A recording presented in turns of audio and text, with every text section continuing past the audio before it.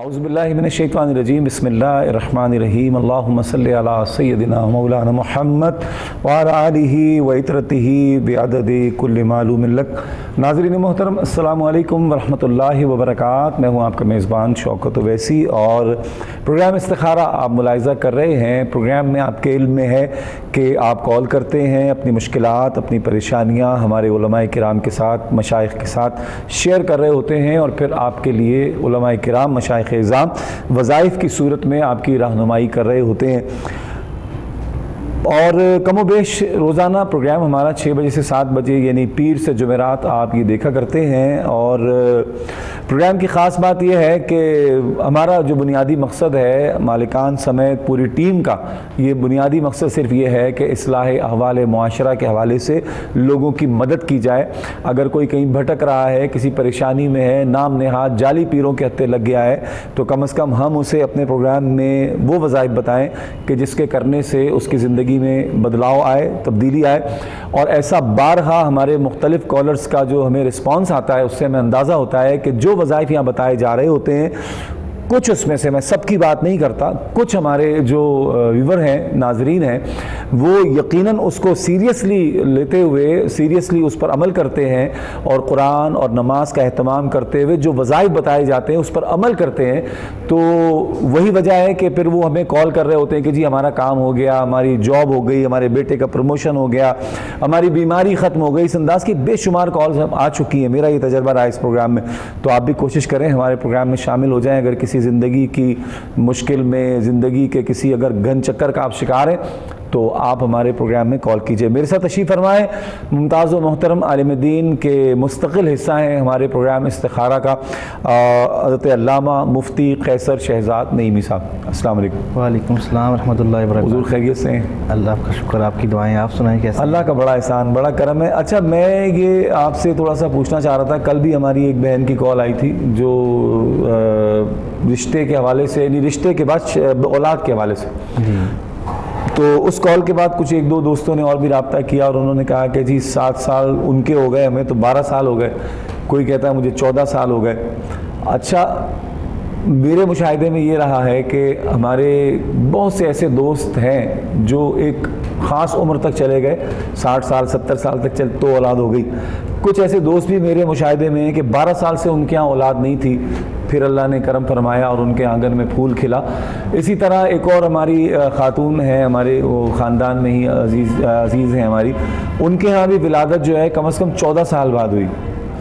تو اب یہ جو 14 سال کا صبر آزما دور ہے، یہ پرفتن دور ہے، جس میں جناب سسرال سے بھی حملے، تو ماں باپ کی طرف سے ہی باتیں، پورے خاندان کی تان و تشنی کا بھی بندہ شکار رہتا ہے۔ کوئی ان سے پوچھے کہ یار یہ بتاؤ کہ اس غریب کا کیا قصور ہے، یا شوہر کا کیا قصور ہے اس میں؟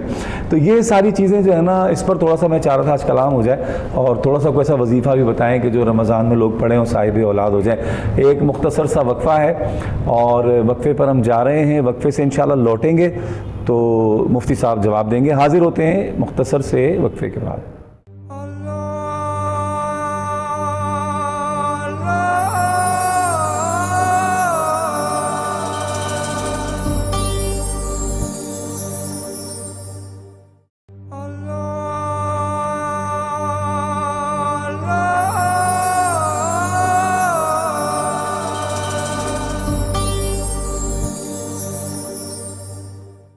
خوش آمدید ناظرین محترم، پروگرام استخارہ آپ ملاحظہ کر رہے ہیں۔ کال کیجئے جناب، ہمارے پروگرام میں شامل ہو جائیے۔ اگر کسی مشکل کا شکار ہیں، کسی پریشانی کا شکار ہیں، کہیں روزی بند ہے، کہیں روزگار کے لیے پریشان ہے، کاروبار نہیں اچھا چلتا اس کے لیے پریشان ہے، کہیں اولاد کے لیے پریشان ہے، شادی نہیں ہوتی، دیر ہو رہی ہے، عمر گزرتی چلی جا رہی ہے، تو ہمیں کال کیجئے۔ کسی مقدمے کا سامنا ہے، کال کیجئے۔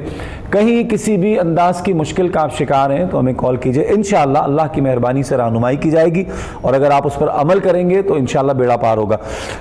مفتی صاحب کیا فرماتے ہیں؟ وہ جو میں نے ذکر کیا، ایک تو اس پہ وظیفہ بھی ارشاد فرمائیے، اور پھر وہ جو ایک پورا عرصہ گزرتا ہے تکلیف میں۔ جی، بہت شکریہ ویسی صاحب۔ بسم اللہ الرحمن الرحیم، الصلاۃ والسلام علیک یا سیدی یا رسول اللہ وعلی آلک و اصحابک یا سیدی یا حبیب اللہ۔ بے شک ہر چیز عطا فرمانے والی ذات اللہ تعالیٰ کی ذات ہے۔ اس کی مرضی، اس کی منشا کے بغیر کوئی پتا بھی حرکت نہیں کرتا اور اس رب لم یزل کے اشارہ کن کا بھی حکم ہوتا ہے تو پھر فیکون ہو جاتا ہے۔ بے شک۔ اولاد دینا، رزق دینا، صحت دینا، ہر چیز یہ اللہ کی طرف سے ہی ہوتی ہے، لیکن ہمیں اللہ اور اس کے رسول کے حکم کے مطابق اس کے اسباب جو ہیں ان کو حاصل کرنے کا حکم ہے۔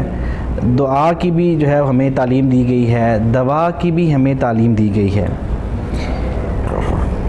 شادی کے بعد ظاہر ہے شادی کے مقاصد میں سے ایک بڑا مقصد بھی نسل جو ہے اس کو آگے بڑھانا ہوتا ہے، تو یقیناً ابھی چند ماہ ہی گزرتے ہیں تو ہمارے ہاں ہر کوئی جو ہے وہ پوچھنا شروع کر دیتا ہے کہ جی کوئی نوید، کوئی خوشخبری ابھی تک جو ہے وہ امید جو ہے وہ اس کی کرن نظر آئی ہے ابھی یا نہیں۔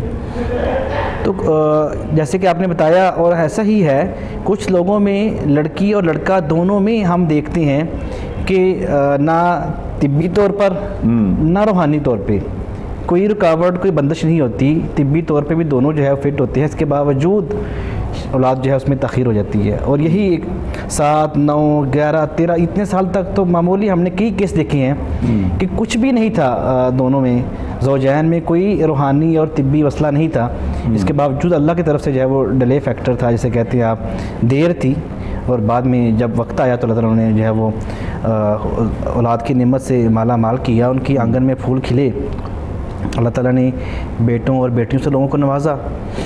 اور بعض اوقات جو ہے اس کی طبی وجوہات ہوتی ہیں، طبی وجوہات کی صورت میں بھی علاج کروانے کا حکم ہے، اور بعض اوقات حمل امید جو ہے وہ ہو جاتی ہے لیکن پھر سروائیو جو ہے وہ نہیں ہوتا، اس میں بھی موسٹلی جو ہے وہ طبی وجوہات ہی ہوتی ہیں۔ بعض اوقات خاتون جو ہے اس کی جو ہے وہ صحت کے ایشوز ہوتے ہیں، دیکھیں اس میں کوئی مجھے یہ بات کرتے ہوئے ایسی کوئی چیز جھجک نہیں فیل ہوتی کہ یقیناً ماں کے پیٹ میں 9 ماہ بچہ جو ہے، جو اس کی غذا ہوتی ہے، خوراک ہوتی ہے، وہ خون ہوتا ہے جو روٹین میں خواتین کو ہر ماہ جسے ہم حیض کا خون کہتے ہیں۔ تو بعض اوقات اس کی جو ارریگولرٹی ہے، ان کے ایام کی بے قاعدگی ہے، اس کی وجوہات ہوتی ہیں بہت کم مانا خواتین صحت کے ایشوز ہوتے ہیں، اس لیے زیادہ صحت افزا چیزیں نہیں کھاتی کہ شاید جو ہے وہ موٹاپا جو ہے وہ نہ آ جائے، تو اس وجہ سے بہت زیادہ ویکنس رہ جاتی ہے، جس کی وجہ سے بچے جو ہے وہ بعض کا سروائیو نہیں کر پاتے۔ رحم کے اپنے معاملات ہوتے ہیں، کمزوریاں ہوتی ہیں، ایگز نہیں بعض اوقات بنتے، بعض اوقات جو ہے وہ بچے سروائیو نہیں کرتے۔ تو ہر صورت میں ہمیں جو حکم ہے دوا اور دعا دونوں کا ہے، ہمیں دونوں آپشن جو ہے اپنانے چاہیے، لیکن یہ حقیقت ہے کہ عطا فرمانے والی ذات اللہ تعالیٰ کی ذات ہے۔ بعض اوقات آپ دونوں چیزیں کر رہے ہوتے ہیں، اس کے باوجود جو ہے وہ اولاد نہیں ملتی، لیکن ہمیں جو دوسرا حکم ہے قرآن پاک کی سورہ حجرات میں وہ ہے وَلَا تَلْمِزُوا أَنفُسَكُمْ، ایک دوسرے کو طعنہ زنی نہ کرو۔ اب یقیناً کون سا جوڑا ایسا ہوگا، کون سا کپل ایسا ہوگا، کون سے زوجین ایسے ہوں گے، کون سے میاں بیوی ایسے ہوں گے جو نہیں چاہتے ہوں گے کہ ان کی اولاد نہ ہو، تو ان کو پھر یہ طعنہ کے ذریعے ان کو جو ہے وہ ٹارچر کرنا، انہیں مینٹلی ٹارچر کرنا، کبھی مرد کو کبھی عورت کو۔ اب ماں بننا کس کی خواہش نہیں ہوتی؟ بہت سی ایسی ہیں جن کی نہیں ہوتی خواہش، میں نے سمجھتا وہ کہتی ہے 1 بچہ ہو گیا مزید ہمیں نہیں چاہیے، بعض کہتی ہیں 2 بچے ہو گئے مزید ہمیں نہیں چاہیے، وہ بھی ایک تو چاہتی ہی ہے نا، بعض ایک کانسیپٹ تو بڑا عام ہے کہ 2 بچوں کے بعد بس بہت ہو گئے، حالانکہ ایسا یہ سمجھتا ہوں یہ اسلامک کنسیپٹ نہیں ہے۔ ہاں جو اسلامک کنسیپٹ ہے وہ یہ ہے کہ ایک مناسب وقفہ، اور وہ بھی اس صورت میں کہ آپ کو جو ہے وہ بچے کی پیدائش کے بعد اس کو جو 2.5 سال اس کی مدت رضاعت ہے، دودھ پلائیں اس کو، 2 سال 2.5 سال اس کو پوری کریں، اور اس میں ہی ماں اور بچے دونوں کی جو ہے وہ صحت جو ہے اس کی ضمانت ہے۔ کیا بات! اس دوران میں جو ہے وہ ماں دوبارہ اس قابل ہوتی ہے کہ جو اس کو زچگی کی وجہ سے اس کو کمزوری ہوئی، ویکنس ہوئی، اس کو جو صحت کمزور ہوئی، وہ دوبارہ جو ہے اس کو اپنی صحت اللہ تعالیٰ اس کا نظام رکھا ہوا آٹومیٹکلی وہ اس کو دوبارہ اس قابل ہو جاتی ہے کہ اس تکلیف سے گزر چکے۔ تو یہ ایک جو اللہ تعالیٰ نے قدرتی طور پہ ایک وقفہ رکھا ہوا ہے وہ ایک ہونا چاہیے، اس میں کوئی دو رائے نہیں ہے، لیکن یہ جو بالکل یہ ہے کہ بچے 2 ہی اچھے یا 1 ہی اچھا، یہ میں سمجھتا ہوں کہ یہ اسلام کی تو خیر یہ تعلیمات ایسی نہیں ہیں۔ ہاں ان کی تعلیم و تربیت پہ بھی آپ نے جو ہے وہ توجہ دینا ہوتا ہے، لیکن ہم نے یہ بھی دیکھا ہے کہ جن کے ایک بچہ ہے وہ بھی بگڑ جاتے ہیں، اور ہم نے یہ بھی دیکھا ہے جن کے 12 بچے ہیں وہ بھی جو ہے سدھرے ہوتے ہیں اور بڑے تعلیم یافتہ اور بڑے مہذب اور ایجوکیٹڈ اور با اخلاق اور با کردار ہوتے ہیں۔ تو یہ تو آپ پہ ہے کہ آپ کتنی بچوں پہ توجہ دیتے ہیں۔ تو ہم ابھی بے اولادی پہ بات کر رہے ہیں، تو ہمیں جو حکم ہے اللہ تعالیٰ سے دعا مانگنے کا بھی ہے۔ قرآن پاک میں بہت سی دعائیں ہیں جو اللہ تعالیٰ نے، اللہ کے بندوں نے، انبیاء کرام علیہم الرضوان جو ہے وہ علیہم السلام جو ہے وہ دعائیں مانگتے رہے، ٹھیک ہے، ربی حب لی من الصالحین، ٹھیک ہے۔ تو دعائیں مانگنی چاہیے اللہ تعالیٰ سے، اور دوا کا اہتمام بھی کرنا چاہیے۔ میں نے بہت سے ایسے جوڑوں کو دیکھا ہے جس میں اسپیشلی مرد جو ہے یہ اپنے لیے بڑا جسے کہتے ہیں نا کہ وہ فیل کرتے ہیں کہ ہمارے لیے شاید اس میں کوئی بڑی شرمندگی کی بات ہے یا آر کی بات ہے اپنا ٹیسٹ کروانا، ہم کو ٹیسٹ کروائیں۔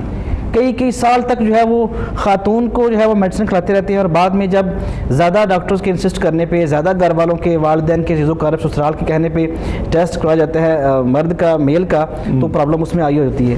صحیح۔ تو اس میں کوئی حرج نہیں ہے، کوئی آر نہیں ہے، کوئی شرمندگی کی بات نہیں ہے کہ بعض اوقات بندہ بالکل فٹ ہوتے ہوئے بھی، فٹ نظر آتے ہوئے بھی، اور معاملات زندگی میں بالکل ٹھیک ہوتے ہوئے بھی جو افزائش نسل کے جرثومہ ہیں وہ بعض اوقات وہ اس مقدار میں ان سے نہیں موجود ہوتے کسی وجہ سے بھی، تو ٹیسٹ کروانے میں کوئی حرج نہیں ہے، ٹیسٹ کروائیں اور اس حساب سے اس کا جو ہے وہ علاج کروائیں۔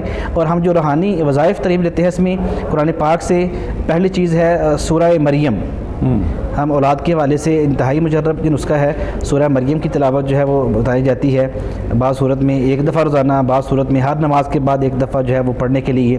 اور دوسرے ساتھ جو اسماء الحسنی میں ہم تعلیم دیتے ہیں وظیفے کی، وہ یہ ہے کہ رات کو عشاء کی نماز کے بعد دونوں میاں بیوی اکٹھے بیٹھ کے عشاء کی نماز پڑھ پہ اکٹھے بیٹھیں باوضو ہو کر، اور اللہ تعالیٰ کے اسماء الحسنی ہے یا اللہ، یا اولو، یا وارثو، یا وکیلو، یا اللہ، یا اولو، یا وارثو، یا وکیلو، اس کا وظیفہ کریں 303 دفعہ روزانہ اول خدوس شریف کے ساتھ، اور جب تک مراد پوری نہیں ہوتی کرتے رہیں، انشاءاللہ اللہ تعالیٰ کی ذات دینے والی ہے، وہ دے گی، کرم ہوگا انشاءاللہ۔ ایک وقفہ ہے جناب، حاضر ہوتے ہیں وقفے کے بعد۔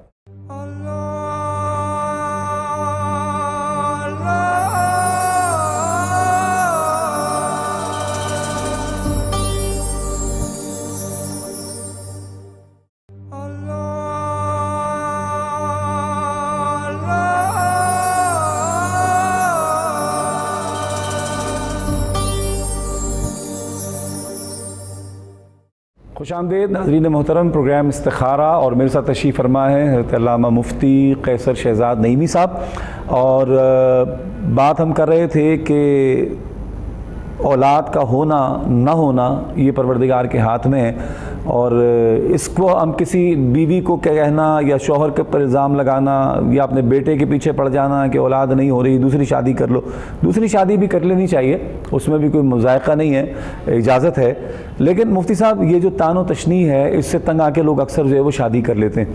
اچھا پھر یہ جو 14 سال بعد اولاد ہو رہی ہے، 13 سال بعد ہو رہی ہے، آخر کو اللہ پاک دے ہی دیتا ہے نا، لیکن اس درمیان میں کافی پریشانی کا شکار بھی لوگ ہوتے ہیں، اور بہت سے لوگ اس بات کو معیوب سمجھتے ہیں یار میں شادی کیوں کروں، اگر ایسا کوئی مسئلہ ہے، کوئی پرابلم ہے تو شادی کر لینے میں کوئی حرج تو نہیں ہے میرا خیال ہے۔ جی ہم نے ایسے بھی بہت سے کیس دیکھے کہ 50 سال 40 سال شادی کو ہو چکے ہوئے تھے اور اولاد نہیں تھی پہلی بیوی سے، بعد میں دوسری شادی کی تو دوسری بیوی سے جو ہے وہ اللہ تعالیٰ نے اولاد دے دی، اس میں کوئی طبی وجوہات تھیں، اور بعض کا یہ بھی دیکھا ہے کہ دوسری شادی کرنے سے جو دوسری بیوی سے اولاد تو ملی ہی ملی، پھر اللہ تعالیٰ نے پہلی بیوی سے بھی کرم کر دیا، ٹھیک ہے۔ تو یہ تو مالک ہے، مالک کے در دامن سے جو ہے وہ کبھی بھی مایوس نہیں ہونا چاہیے۔ اور دوسری جو بات ہے کہ اگر آپ دوسری شادی کر بھی رہے ہیں تو پہلی بیوی چھوڑنا کبھی کوئی اخلاقی تو جو ہے وہ نہیں بنتا، تو نہیں بنتا۔ اچھا تھوڑا سا یہ بتائیں کہ میں لوگوں کی آسانی کے لیے پوچھ رہا ہوں کہ بھائی چلو کتنا مطلب صبر کرے بندہ، 1 سال اولاد نہیں ہوئی، 2 نہیں ہوئی، 3 نہیں ہوئی، 4 نہیں ہوئی، 5ویں سال میں کیا وہ کر لے دوسری شادی، یا وہ 30 سال بعد ہی کرے؟ یہ تو ان کے آپس کے تعلق پہ ڈیپینڈ کرتا ہے۔ تعلق تو سر اجازت ہی نہیں دیتا، وہ تو بیگم صاحبہ کہتی ہے میں تو زہر کھا لوں گی اگر تم نے شادی کرنی۔ نہیں، ہم نے بہت سے ایسے کیس دیکھے ہیں جن میں بیگمات نے خود جو ہے اپنے شوہروں کی دوسری شادیاں کرائیں، ایسا بھی ہے، ٹھیک ہے۔ تو یہ تو ان کے اکثریت جو ہے نا وہ اجازت نہیں دیتی۔ ہمارے ہاں چونکہ ہمارا جو معاشرہ ہے، شریعت کیا کہتی ہے، مطلب کتنے اس میں کتنا صبر کرے؟ نہیں، شریعت تو اولاد ہو بھی تو تب بھی دوسری شادی کرنے پہ کوئی ممانعت نہیں رکھتی، اگر صرف عدل ہے، اپنی جو ہے ازواج کے درمیان عدل کی افورڈ کرنے کی جو ہے وہ معاملہ ہے. جب آپ یہ دونوں کر سکیں تو آپ کو اولاد ہوتے ہوئے بھی شادی کرنے سے شریعت نہیں منع کرتی. صحیح. کہ مطلب بجائے کہ ہم اس پہ کہیں کہ اولاد نہ ہو تو کتنی دیر شادی کریں, اولاد ہوتے ہوئے بھی شادی کرنے سے شریعت منع نہیں کرتی. لیکن میں سمجھتا ہوں کہ اگر شادی کے 2 4 6 ماہ تک جو ہے وہ کنسیو نہیں ہو رہا, کوئی امید کی کرن نظر نہیں آ رہی, تو پھر ٹیسٹ کروانا چاہیے اور اس کو جو ہے وہ فالو اپ شروع کر دینا چاہیے. بتا دیا نا, وہ تو ٹھیک ہے, لیکن 2 3 سال 4 سال میں بندہ شادی کر لے نہیں, اس کو شادی تو چاہے سال بعد بھی کر سکتا ہے, لیکن اس پہ روحانی استخارہ بھی کر لینا چاہیے, کروانا بھی چاہیے کہ کیا کوئی ڈیلے فیکٹر ہے, ہونا چاہیے. جی, ڈیلے فیکٹر ہے یا کوئی دونوں میں سے روحانی ایشو ہے کسی ایک میں, یا دونوں میں ایشو ہے, یا وہ مطلب صرف بیوی میں ہی ہے. طبی اور روحانی دونوں قسم کی جو ہے وہ آراء لے کر پھر اس پہ جو ہے وہ اسٹیپ اٹھانا چاہیے, اگر فقط اولاد کے لیے کر رہے ہیں. ورنہ تو شادی کی شریعت نے تو جو ہے وہ اجازت دی ہے, اگرچہ ہم میں سے کوئی ہمت نہیں کرتا ایسے شادی اس اجازت کو جو ہے اویل کرنے کی, ہمارا معاشرہ جو ہے ہمیں اجازت نہیں دیتا. اور مطلب وجوہات میں سے بڑی وجہ یہ ہے کہ ہم بر صغیر میں ہندوؤں کے ساتھ سینکڑوں سال جو ہے وہ اکٹھے رہنے کی وجہ سے ہندوانہ معاشرے والی ساری رسوم ہمارے اندر ابھی تک موجود ہیں, اور یہ سارا ہندوانہ کلچر کی وجہ سے ہے. تو عرب تو آج بھی شادیاں کروا دیتی ہیں, اپنے شوہر کی خوشی سے کرواتی ہیں, خود سے کرواتی ہیں. عرب تو ابھی بھی اپنی پہلی جو بیوی ہے وہ اپنی شوہر کی باقی 3 بیویاں وہ خود سے جو ہے وہ لے کے آتی ہیں. برصغیر پاک و ہند میں ایک رواج بنا اور اس میں بر صغیر میں بھی ہمارا یہ پنجاب میں زیادہ مسئلہ ہے, ورنہ آپ کے پی اور یہ کوئٹ اپنا بلوچستان اور سندھ میں پھر جو ہے وہ اس میں کر لیتے ہیں یہ لوگ. وہ کہتے ہیں ایسی کی تیسی ہم تو کریں گے شادی دوسری. نہیں مطلب ایسی کی تیسی والا مسئلہ بھی اتنا اس میں نہیں ہے, مطلب شرعی اس کا حق ہے. دیکھیے اللہ تعالیٰ نے اگر شوہر کو مرد کو اس کا حق دیا ہے تو یقیناً اس کے اللہ تعالیٰ جو ہے وہ خالق کائنات ہے, اللہ تعالیٰ ہی انسان کا بنانے والا ہے, تو اللہ تعالیٰ کو پتہ ہے کہ اس کو جو میں نے پیدا کیا ہے اس کی سوچ, اس کی سمجھ, اس کے خیالات, اس کی تمنا جو ہے وہ کیا ہے. تو اسی وجہ سے جو ہے وہ اللہ تعالیٰ نے یہ آپشن اسے دی ہے, لیکن کچھ نہیں افورڈ کرتے وہ نہیں کرتے. صحیح. لیکن ہمارے یہاں ملک پاکستان میں صوبہ پنجاب میں ایک قانون ہے کہ پہلی بیوی کی شادی اجازت کے بغیر اگر آپ دوسری شادی کرتے ہیں تو اس میں جو ہے وہ کچھ جرمانہ قید وغیرہ کی سزا ہے. باقی صوبوں میں غالباً ایسا نہیں ہے. صحیح. اچھا قبلہ مفتی صاحب, رمضان کا مہینہ قریب ہے اور حضور کے دربار میں جانے والے بڑی کثرت سے, شوق سے اور بڑی تمنا سے بیٹھے ہوئے, کیا فرماتے ہیں؟ کوئی وظیفہ بتائیں کہ جو لوگ جانا چاہتے ہیں آسانی سے معاملات ہو جائیں اور سرکار کی بارگاہ میں حاضری ہو جائے, خاص طور پہ حضور کے دربار کی حاضری کے لیے کوئی اسپیشل وظیفہ ہے آپ کے پاس؟ اللہ اکبر. سرکار صلی اللہ علیہ وسلم کے مزار پہ حاضری, دربار پہ حاضری, روزے پہ حاضری, اس سے بڑی سعادت کیا ہو سکتی ہے. اور وہیں پہ ہی بیت اللہ شریف کا جو ہے وہ زیارت اور طواف. میں سمجھتا ہوں کہ اس میں سارے وظائف چھوڑ کے جو بڑا وظیفہ ہے نا وہ نماز اور روزہ ہر چیز کی پابندی کے ساتھ ساتھ وہ درود پاک ہے, کیونکہ اس کے لیے جو بلاوا ہے وہ وہیں سے آنا ہے. اور درود پاک ایک ایسی عبادت ہے جو اللہ تعالیٰ کی سنت ہے اور نبی اکرم صلی اللہ علیہ وسلم کو بڑا پسند ہے. کہ نبی پاک صلی اللہ علیہ وسلم کے پاس صحابی حاضر ہوئے اور عرض کی یا رسول اللہ کہ میں اپنے جتنے بھی فرائض کے بعد جو ورد و وظیفے کرتا ہوں ان میں سے 1/4 حصہ جو ہے وہ آپ پہ درود پڑھتا ہوں, باقی جو اپنے دیگر عمل کرتا ہوں, تو میرے لیے کیا حکم ہے؟ تو اللہ کے نبی صلی اللہ علیہ وسلم نے فرمایا کہ ما شئت ان زدت فهو خیر لک. اے میرے صحابی جتنا تیری مرضی پڑھ لیا کر, اگر تو اس سے زیادہ پڑھے تو تیرے لیے اور بہتر ہے. اس نے پھر عرض کی یا رسول اللہ اگر میں اپنا آدھے وظائف جو ہے وہ دیگر جو میرے وظائف ہیں وہ کرتا ہوں اور آدھے وظیفوں کا حصہ جو ہے درود پاک جو ہے اس کو میں کر لوں تو پھر کیا میرے لیے ٹھیک ہے؟ نصف میرے لیے ٹھیک ہے. پھر اللہ کے نبی صلی اللہ علیہ وسلم نے فرمایا کہ ما شئت ان زدت فهو خیر لک, اور بڑھا لو, اگر اور بڑھا لو تو میرے لیے اور بہتر ہے. کیا بات. پھر اس نے 2/3 کہا اور پھر اس نے پوچھا کہ یا رسول اللہ کیا میں ہر وقت جو ہے وہ فرائض کے بعد آپ پہ درود پاک نہ پڑھتا رہوں؟ ہر وقت درود پاک پڑھتا ہر وقت. تو پھر آپ نے فرمایا کہ پھر تمہارے لیے یہ ہے اذن یکفا ہمک و یکفر لک ذنبک, پھر تمہارے سارے غموں کا مداوع یہ کر دے گا اور تمہارے گناہوں کی معافی کا بھی یہ سبب بن جائے گا. تو درود پاک میں نے دیکھا ہے جس نے ایک پاکیزگی کے ماحول میں ایک رقت سے, ایک محبت سے, چاہت سے نبی اکرم صلی اللہ علیہ وسلم پہ درود پاک بھیجا ہے اور مسلسل انہیں کرم ہوا ہے. جن کو وہاں جانا نصیب نہیں ہوا ان پہ خواب میں کرم ہوا ہے, زیارت نصیب نصیب ہوئی ہے، سبحان اللہ۔ اور یہ جو ہے وہ مشاہدہ بھی ہے، تجربہ، مطلب سب چیزیں اس میں ہیں الحمدللہ ایسی کہ اس کے لیے بہترین درود پاک چیز ہے۔ قبلہ مفتی صاحب میں عرض کروں آپ کو، ویسے لوگوں کی محبت بڑھانے کے لیے بتا اور دیں، ایک میں اس میں حدیث پاک بھی جو ہے وہ بیان کر دوں کہ رمضان المبارک میں عمرے کی سعادت ہونا یہ حج کے برابر ثواب بھی جو بالکل ہے وہ ایسے بات ہی میں یہ عرض کر رہا تھا لوگوں کی محبت کے لیے بھی، اور یہ ذہن میں کانسیپٹ ہوتا ہے نا کہ یار ہمارے پاس تو پیسے نہیں ہیں تو یہ ہو جائے گا، تو کیسے حاضری ہوگی، جب پیسے ہوں گے جب جمع کر کے پھر چلے جائیں گے، ایک بجٹ بنائیں گے پھر نکلیں گے، ایک ہوتا ہے ذہن لوگوں کے ذہن میں۔ میری زندگی میں نا مفتی صاحب یہ جو کووڈ آیا ہے، اس سے پہلے 2019 اور 2018 یہ دونوں سال لگاتار ایسا وقت آیا کہ اس درود پاک کی برکت سے کہ 2018 میں ایسا ہوا کہ 25ویں روزے تک میرے جانے کا کوئی سلسلہ، میرے پاس الحمدللہ وہ اجازت نامہ ہے جانے آنے والا، اقامہ کہہ لیں جسے۔ اچھا وہ میں 18ویں روزے تک 25ویں روزے تک میں فجر کی نماز کے بعد تک کوئی پروگرام نہیں جانے کا، کچھ بھی نہیں، اور یہ درود پاک جو ہے نا یہ کثرت سے زبان پہ جاری ہو ساری۔ آپ یقین کیجئے کہ اسی 25ویں روزے کی رات جو ہے وہ حرم شریف میں، سبحان اللہ، یعنی کوئی ذہن میں گمان 2019 میں بھی یہی ہوا۔ میرے پیر صاحب مدینہ منورہ میں تھے تو انہوں نے وہاں سے، وہ اکثر مجھے ان دنوں چونکہ رمضان میں ہم لوگ جاتے ہیں الحمدللہ حضور کی مہربانی سے، تو وہ جب پیر صاحب مدینہ شریف پہنچتے ہیں تو وہ جا کے سب کو کال کرتے ہیں، تو کتھے ہے، تو کتھے ہے، تو کتھے ہے، تو ان کا مجھے میسج آیا پیر صاحب کا کہ شوکت ویسی کتھے ہو تسی، وہ سمجھے کہ شاید میں حرم بیت اللہ میں ہوں یا راستے میں ہوں یا کہیں مدینہ منورہ پہنچ گیا ہوں۔ تو اس وقت میں کراچی میں تھا، یہ فجر کی نماز کی بات ہے، پڑھ کے سو گیا جناب، ان کو میں نے میسج کا جواب بھی نہیں دیا، اور آپ یقین کریں کہ رات 3 بجے میں حرم شریف میں تھا۔ سبحان اللہ، یہ ٹکٹ نہیں ہو رہا تھا، بہت زیادہ فیئر اس کا بہت زیادہ اوپر تھا، لیکن آنن فانن پھر ایسا انتظام ہوا درود پاک کی برکت سے۔ یہ اتنی بڑی عظیم آپ نے وظیفہ جو بتایا ہے ماشاءاللہ، یہ اتنا عظیم وظیفہ ہے حاضری کے لیے خاص طور پہ، اور مفتی صاحب حاضری کے لیے کیا، میں تو سمجھتا ہوں ہر کام کے لیے، ہر کام کے لیے وزین یکفا ہموں کا، ہر غم کے مداوع ہے۔ کسی اور عبادت کے دعا کے قبول ہونے کی تو میں کوئی بات نہیں کر سکتا، لیکن مشائخ فرماتے ہیں کہ درود پاک ایسی عبادت ہے کہ فوراً قبول ہوتی ہے۔ اللہ پر محبت سے پڑھا جائے، سرکار صلی اللہ علیہ وسلم خود سنتے ہیں، ہاں ہاں، اور اگر محبت میں کمی ہو، عملوں کی کوتاہی ہو تو فرشتے جو ہے وہ بچاتے ہیں سرکار صلی اللہ علیہ وسلم پر۔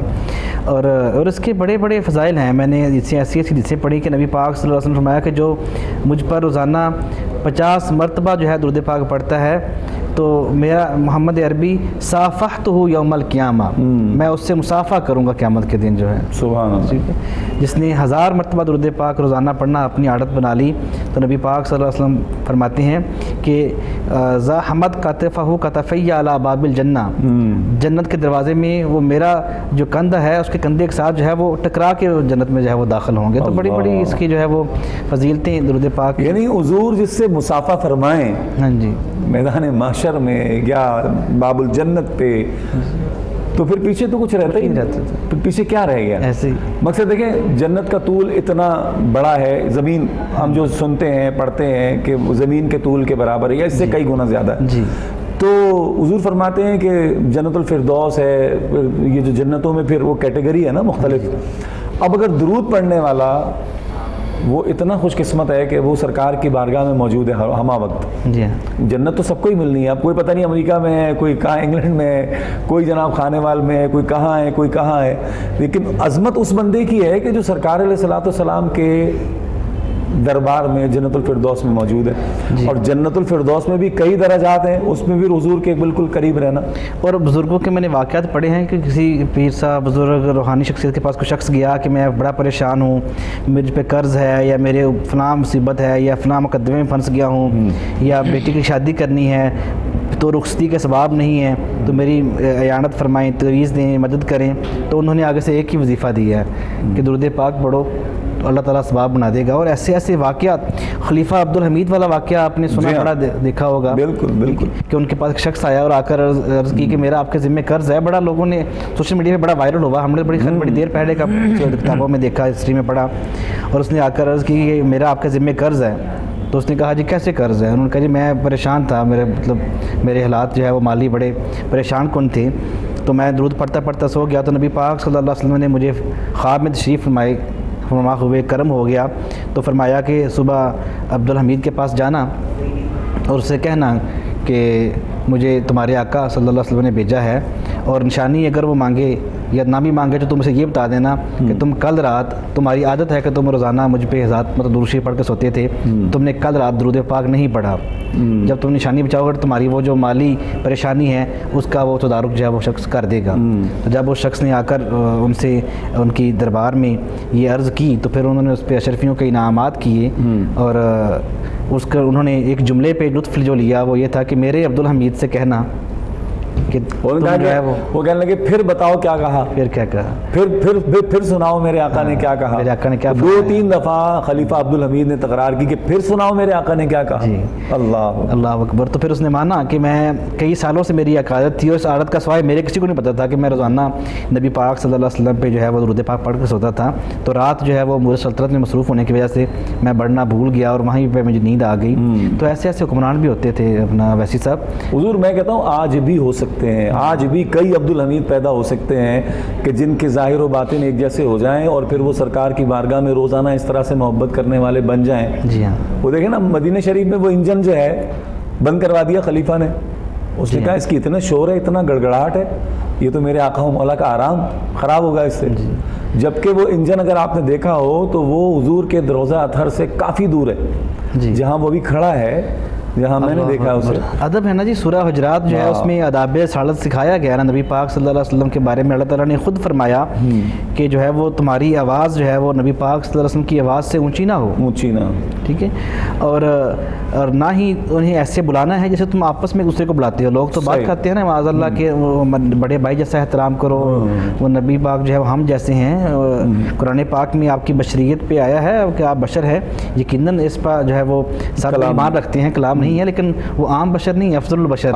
ایک مختصر سا وقفہ ہے جناب، مفتی صاحب حاضر ہوتے ہیں وقفے کے بعد۔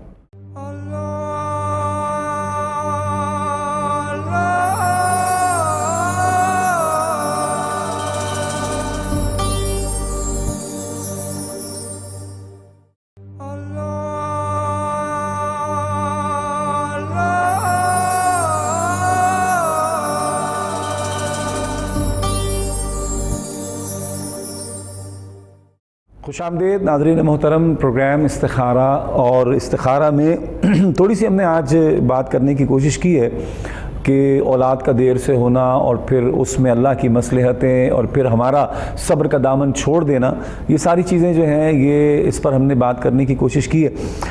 حضور مفتی صاحب یہ فرمائیے کہ رمضان کا مہینہ بھی قریب ہے، لوگوں کی مشکلات میں دیکھ رہا ہوں نا، جیسے میں میرے جہاں جہاں نظر پڑ رہی ہے، یعنی بہت پریشان ہیں لوگ، اکنامیکلی بڑا ڈاؤن ورڈ ہیں، اور بعض بیچارے بہت شکوہ کرتے ہوئے نظر آتے ہیں کہ یار کیا ہوگا رمضان میں، تو کوئی وظیفہ پڑھنے کے لیے ارشاد فرمائیں۔ بہت شکریہ وسیع صاحب۔ ہم نے جو موضوع جو وقفے سے پہلے جس پہ ہم بات کر رہے تھے درود پاک، اس میں تھوڑی سی ایک بات ایڈ کرنا چاہوں گا کہ درود پاک پہ بہت سی کتابیں لکھی گئیں، سب کی مقبولیت جو ہے وہ بارگاہ رسالت مآب صلی اللہ علیہ وسلم میں اپنی جو ہے وہ بسار رکھتی ہیں، لیکن فیصل آباد پہ ایک مفتی محمد امین رحمۃ اللہ تعالیٰ علیہ وصال فرما گئے ہیں، ان کی اس پہ ایک بڑی خوبصورت اور بڑی محبت بری کتاب آب کوثر، مجھے پڑھنے کا شرف حاصل ہوا، اور بڑی کمال، میں کہتا ہوں کہ آپ وہ پڑھیے گا، اور میں ناظرین سے بھی کہتا ہوں اس کتاب کا مطالعہ کریں۔ آپ میں وہ کتاب پڑھنے سے نبی پاک صلی اللہ علیہ وسلم سے محبت میں اضافہ تو ہوگا ہی ہوگا، نبی پاک صلی اللہ علیہ وسلم سے عشق میں اضافہ تو ہوگا ہی ہوگا، آپ کو درود پاک سے بھی بڑا لگن ہو جائے گی۔ اچھا، آپ کا جو ہے وہ وظائف میں سمجھ لیں کہ درود پاک جو ہے وہ ہمہ وقت جو ہے شامل ہونا شروع ہو جائے گا، پھر اس کی فیوز و برکات بھی آپ کو جو ہے وہ دیکھنا جو ہے وہ نصیب ہوں گی۔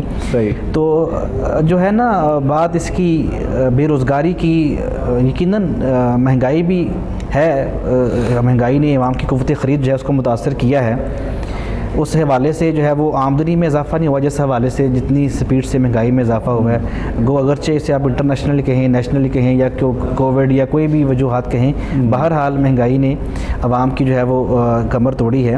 اس میں دو طرح کی باتیں میں کہوں گا۔ سب سے پہلی بات تو یہ کہ نبی پاک صلی اللہ علیہ وسلم کی احادیث، قرآن کی آیات سے ہمیں جو سبق ملتا ہے وہ یہ ملتا ہے کہ ہمیں محنت جو ہے اس کو بڑھا دینا چاہیے، ہمیں ہاتھ پہ ہاتھ دھرے بیٹھے نبی پاک صلی اللہ علیہ وسلم فرماتے ہیں کہ تم میں سے کوئی شخص جو ہے وہ سوال کا داغ قیامت کے دن اپنے چہرے پہ لے کر نہ آئے. اللہ سائل بننا، مانگنا، یہ ہمارے مذہب میں ہمارے آقا دو عالم صلی اللہ علیہ وسلم نے اس کو پسند نہیں فرمایا. ایک بات. دوسری بات، نبی پاک صلی اللہ علیہ وسلم نے یہ بھی ارشاد فرمایا کہ جب معاشی اسباب کم ہوں تو اس معاشی معاملے میں خواتین بھی مردوں کی جو ہے وہ مدد کریں. گھروں میں جو گھریلو خواتین ہیں ہماری، اس میں کہا گیا کہ تو وہ خاتون جو گھر میں فرق رہنے کی بجائے، اس زمانے میں چرخہ کاتنا ایک بڑا مشغلہ ہوتا تھا، تو نبی پاک صلی اللہ علیہ وسلم نے فرمایا کہ چرخہ کاتنا خاتون کا گھر میں رہ کر یہ فرق رہنے سے اچھا مشغلہ ہے. مطلب یہ ہوا کہ آپ جو ہے جب مہنگائی بڑھ جائے، آپ کے خرچ بڑھ جائے، تو آپ تھوڑی سی محنت اور زیادہ کریں. اس میں کوئی حرج نہیں ہے کہ آپ پہلے طور پہ اپنی خودداری، اپنی محنت، اپنی مشقت کے مطابق جو ہے وہ کام کریں. ایک دوسرا، یہ جو ہمارے جاب ہولڈرز ہیں، ہمارے ملازم پیشہ افراد ہیں، ان کی جو ہے وہ ان کے لیے میرا ایک مشورہ ہے کہ وہ اگر ان کی ڈیوٹی شام کو ختم ہو جاتی ہے تو شام کو آ کے اپنا چھوٹا موٹا کاروبار لازمی کریں. رزق کے جو اسباب کاروبار میں ہیں، رزق کے جو دروازے، رزق کی جو برکت بزنس میں ہے، کاروبار میں ہے، وہ نوکری اور جاب میں نہیں ہے. صحیح. چھوٹی سے چھوٹی جاب، چھوٹی سے چھوٹی جو ہے وہ کاروبار، جو ہے وہ دکان، چھوٹی سے چھوٹا کاروبار جو ہے وہ ایک جو ہے وہ ملازم پیشہ افراد سے زیادہ اس میں کماتا ہے. ٹھیک ہے، اس لیے ساتھ اپنے لیے ساتھ یہ بھی کریں. اور اسباب معیشت میں ہمیں جو آقا دو عالم صلی اللہ علیہ وسلم کا ارشاد ہے وہ محنت کرنے کا ہے، مشقت کرنے کا ہے، اور جس نے مشقت کی ہے اللہ تعالیٰ کسی کی محنت ضائع نہیں کرتا. ٹھیک ہے، من جدہ وجدہ، جو محنت کرتا ہے وہ پا لیتا ہے. ٹھیک ہے، اور محنت کرنے والے، تغدو کرنے والے تو رب کو بھی جو ہے وہ پا لیتے ہیں. علامہ کہتے ہیں نا، ہم تو مائل با کرم ہیں، کوئی سائل ہی نہیں. راہ دکھلائیں کسے، کوئی راہ روے منزل ہی میں نہیں.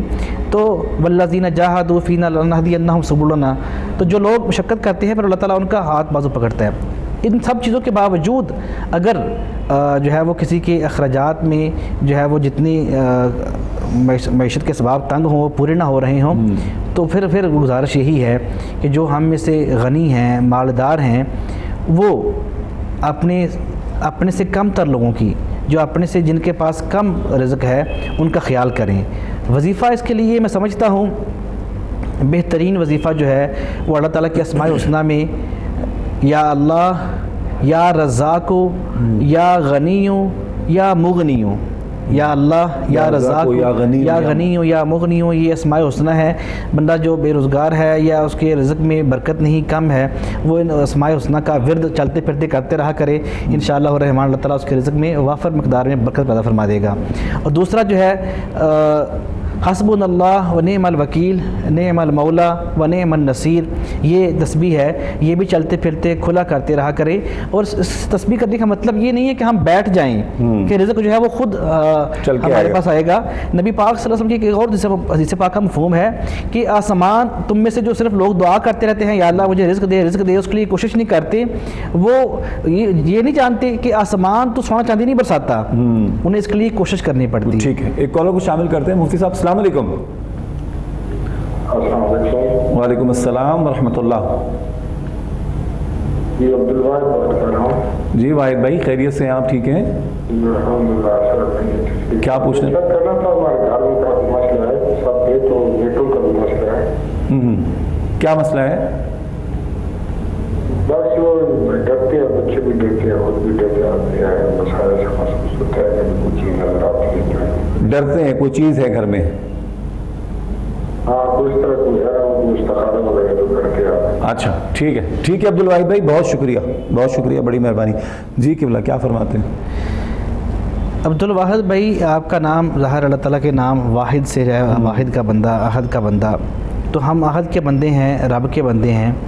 رب کی جتنی مخلوق ہے، اللہ تعالیٰ نے ایسی کوئی مخلوق نہیں بنائی جو اس کے حکم کے بغیر، اس کی مرضی اور اس کی طاقت کے آگے جو ہے وہ بڑی ہو. ٹھیک ہے، ایک تو اپنا ایمان رکھیں کہ آپ اللہ کے ماننے والے ہیں، آپ اللہ پہ ایمان رکھنے والے ہیں، آپ کو کوئی چیز نقصان نہیں پہنچا سکتی. خود کو مضبوط کریں. بعض کا بندہ ڈرا سہما ہوتا ہے تو اسے کوئی ہلکی سی ایسے ہی کمرے میں آہٹ ہو جائے تو اسے لگتا یہ ہے کہ شاید کوئی جو ہے وہ چیز جو ہے وہ ایسی گھر میں موجود ہے.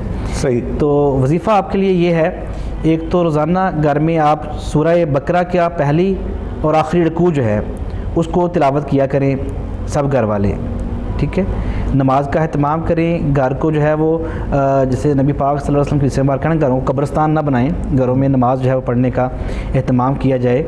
سب نماز پڑھا کریں. قرآن پاک کی گھر میں تلاوت ہو روزانہ، ٹھیک ہے. سورہ بقرہ کی تلاوت گھر میں جو ہے وہ کی جائے روزانہ کی بنیاد پر.